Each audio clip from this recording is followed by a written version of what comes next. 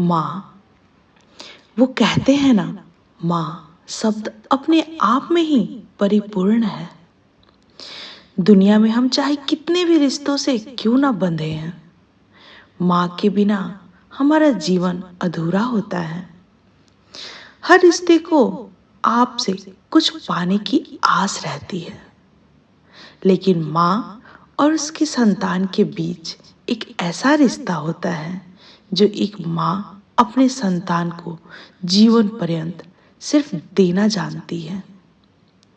माँ भूखे सो सकती है, लेकिन कभी भी अपने संतान को भूखे पेट सोना सपने में भी नहीं दे सोच सकती।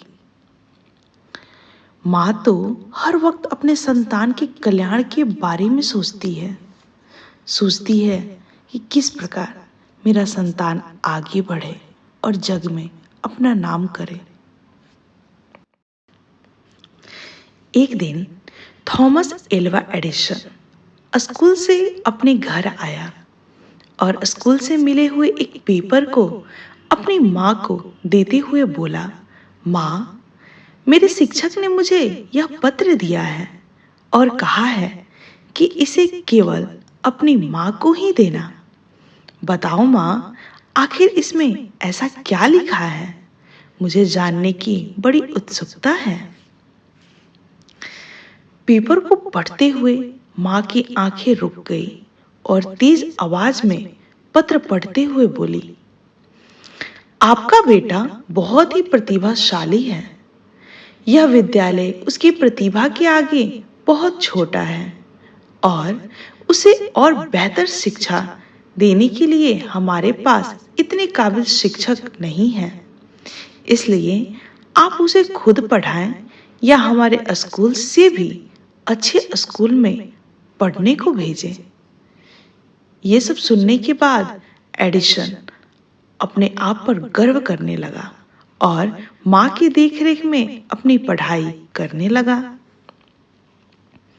लेकिन एडिसन की माँ की मृत्यु के कई सालों बाद एडिसन तो एक महान वैज्ञानिक बन गया और एक दिन अपने कमरों की सफाई कर रहा था तो उसे अलमारी में रखा हुआ वह पत्र मिला, जिसे उसने खोला और पढ़ने लगा। उसमें लिखा था कि आपका बेटा मानसिक रूप से बीमार है, जिससे उसकी आगे की पढ़ाई इस स्कूल में नहीं कराई जा सकती। इसलिए उसे अब स्कूल से निकाला जा रहा है। इसे पढ़ते ही एडिसन भावुक हो गया और फिर अपनी डायरी में लिखा, थॉमस एडिसन तो एक मानसिक रूप से बीमार बच्चा था, लेकिन उसकी माँ ने अपने बेटे को सदी का सबसे प्रतिभाशाली व्यक्ति बना दिया। जीवन में हम क्या हैं, कैसे हैं, यह महत्वपूर्ण नहीं है, लेकिन अगर अपने ऊपर माँ की ममता और प्यार हो तो मानसिक रूप से भी बीमार बच्चे के भविष्य और नियति को बदला जा सकता है और बच्चा माँ के आंचल से दुनिया का सबसे महान व्यक्ति भी बन सकता है। माँ तो जन्नत का फूल है, प्यार करना उसका वसूल है। दुनिया की मोहब्बत फिजूल है, माँ की हर दुआ कबूल है। ए इंसान, माँ को नाराज करना तेरी भूल है।